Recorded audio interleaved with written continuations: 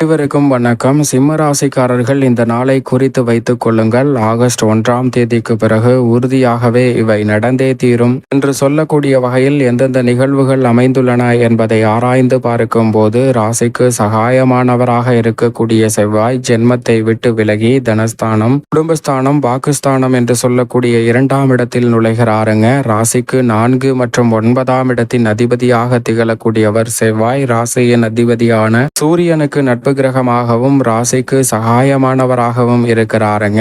அவர் பொதுவாகவே இந்த வேளையில் ஜென்மத்தை விட்டு விலகுவது நல்ல மாற்றத்தை நிச்சயம் நிறைவாக ஏற்படுத்தி கொடுக்கிறது. ஏனென்றால் பொதுவாகவே எந்த ஒரு கிரகமும் ஜென்மம் மற்றும் அஷ்டமத்தில் வலம் வருவது அவ்வளவு நன்மை தரக்கூடிய ஒரு அமைப்பாக நிச்சயமாக பார்க்க முடியாது. எனவே அவர் இந்த வேளையில் ஜென்மத்தை விட்டு விலகி 2ஆம் இடத்திற்குள் வருவதால் ஏராளமான பல இனிமையான வாய்ப்புகள் இந்த தருணத்தில் நிச்சயமாக கிடைக்க போகிறது. இந்த தருணம் முழுமையாக நன்மை நிறைவாக கிடைக்கக்கூடிய தருணமா என்று கேட்டால் நிச்சயமாக இல்லை என்பதுதான் பதில். ஏனென்றால் செவ்வாய் சுகஸ்தானத்தில் வருவதை காட்டிலும் ஜென்மத்தில் இருப்பது சற்று சில மாற்றங்களை ஏற்படுத்தி கொடுக்கும். ஆனால் கோல்சார விதியின் அடிப்படையில் ஜென்மத்தில் இருப்பதை காட்டிலும் அவர் தனஸ்தானத்திற்குள் நுழைந்திருப்பதால் குடும்ப ரீதியாக பல்வேறு வகையில உறவுகள் வலுப்படக்கூடிய வகையில் பல நல்ல காரியங்கள் சிம்மராசிக்காரர்கள் சிறப்பாக கைகூடும். இந்த தருணத்தில் தனஸ்தானம், வாக்குஸ்தானம் வலுப்பெறுவதால் வார்த்தைகள்ல அதிக வலுப்பெறக்கூடிய வகையிலும் சொன்ன சொல்லை காப்பாற்றக்கூடிய வகையிலும் சொந்தமாக நிலம், வீடு,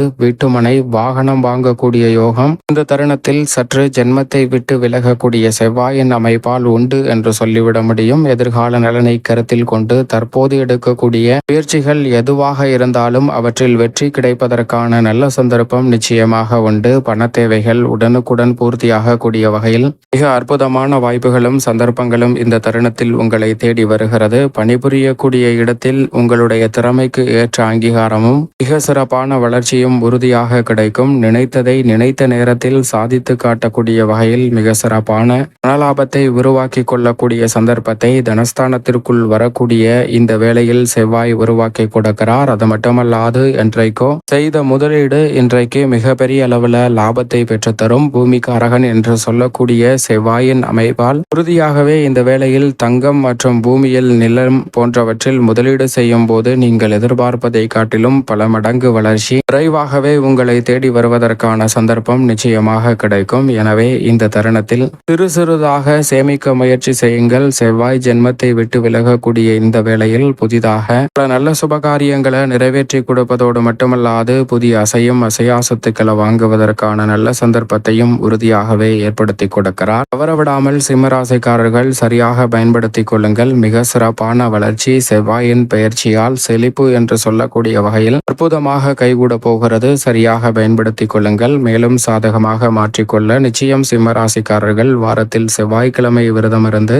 அருகாமையில் உள்ள முருகப்பெருமான் ஆலயம் சென்று தீபம் ஏற்றி வழிபாடு செய்யுங்கள். தடைதாமதம் தகர்த்தெறியப்பட்டு தங்களுடைய வாழ்வில் உறுதியாகவே சிறப்பான மகிழ்ச்சியும் வளர்ச்சியும் ஆகஸ்ட் 1ஆம் தேதிக்கு பிறகு நிறைவாக கைகூடும்.